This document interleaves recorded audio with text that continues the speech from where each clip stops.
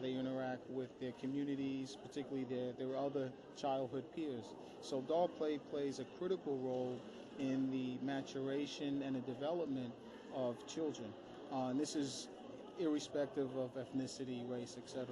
But here in Americas, it's very important that minority communities, particularly communities of color, see dolls that look like themselves, that are representing their particular physical attributes, their hair, their eyes, the width of their nose, their full lips, etc.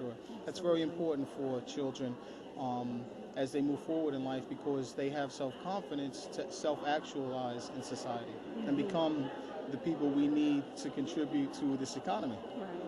You mentioned something also about the importance of dolls for black males. Yes, Can you talk yes. a little bit about that? Right. Well, I think we've masculinized the concept of a doll when we talk in terms of males. That has been converted to the action figure, and that's I think goes back more for the patriarchal nature of society. But nevertheless, it plays a very important role in the development of male children, because this is where they begin to see cooperation, being able to be kind, to be able to be loved, to be able to interact with other individuals. Well, I personally want to thank you for putting this doll show together. I came here earlier this year and I was so excited. I came back to cover it. Oh, thank you very much. Okay. Thank you for having us on your program. Thank you. How did you feel with your mom about your mom making you your own doll? Oh, I was very excited. Well, the doll she made for me when I was 3, it was about my size. So I carried that thing around like it was my best friend ever. So I was very excited. That's where the name comes from, my BFF, because that's what we want every little girl to have, is a best friend forever. And I actually still have my doll for today, and her name is Candy. Oh, that's wonderful. And what response have you had? Bigger than I ever imagined.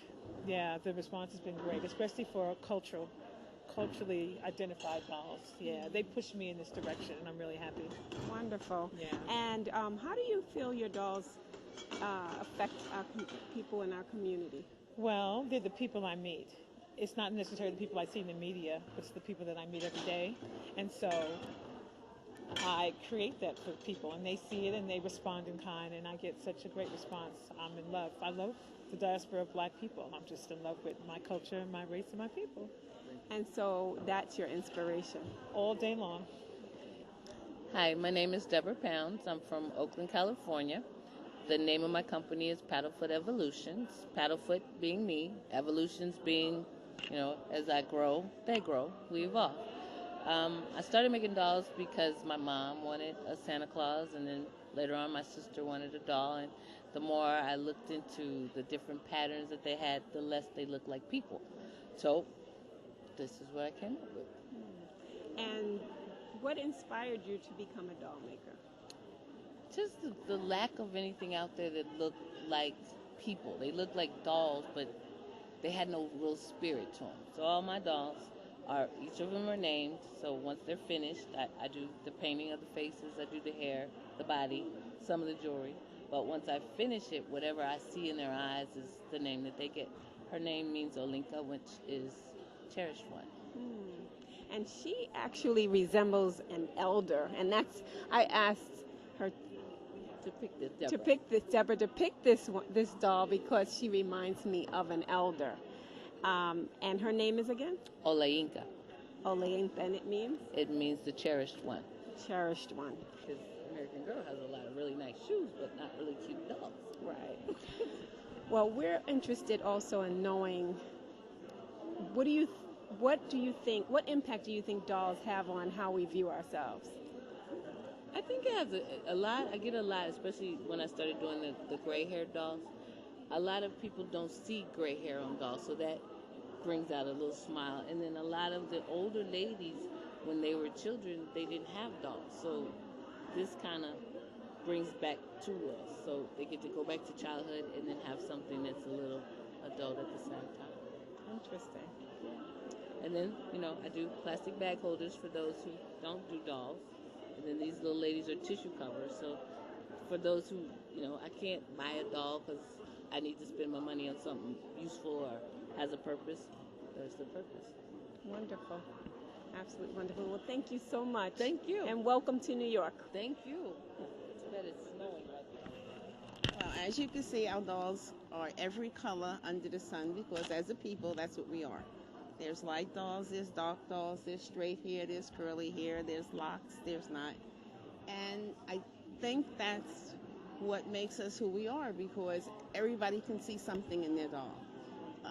Somebody will say, this will remind me of my sister when she was little, or this will remind me of my brother when he was missing a tooth, because the dolls have to look like what we are, which is a lot of different colors.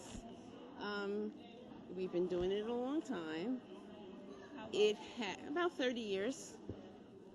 Yeah, because my granddaughter is 25, so I would think a little while before she was born, I started making.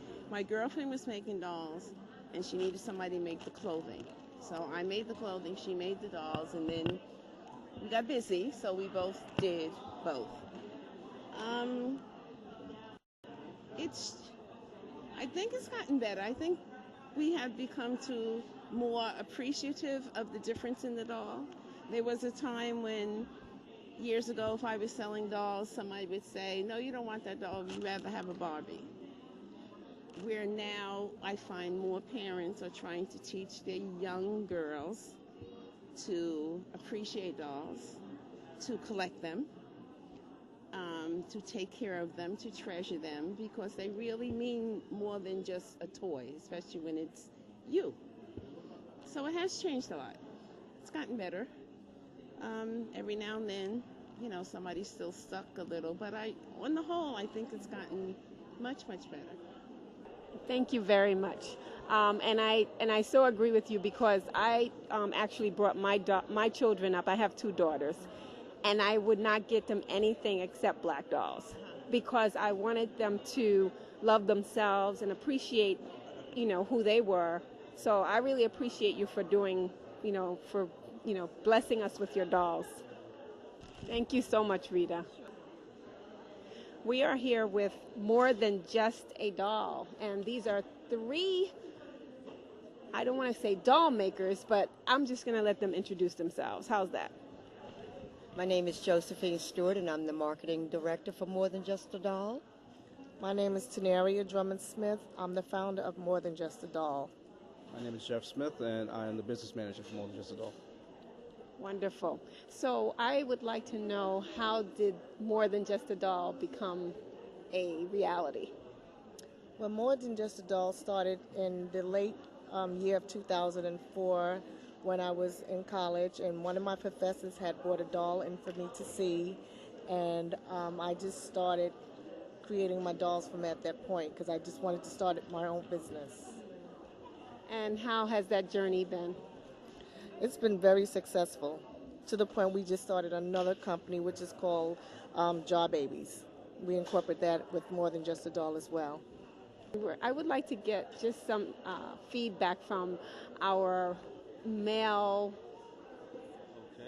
from the husband? Yes. I'm sorry, from the husband, and how you view this whole doll making industry. Basically just going to support my wife in anything that she does, and I didn't realize how much there might be a lack of black male image in supporting women who have their own companies. So I'm just trying to do anything that I can so that my wife can become successful. Do you think dolls are important to our community? Absolutely. If well, more in particular for younger people, they tend to want to emulate the things that they see. So where you have other races, white in particular, who have the Barbie dolls, we try to emulate in putting out positive images of our own.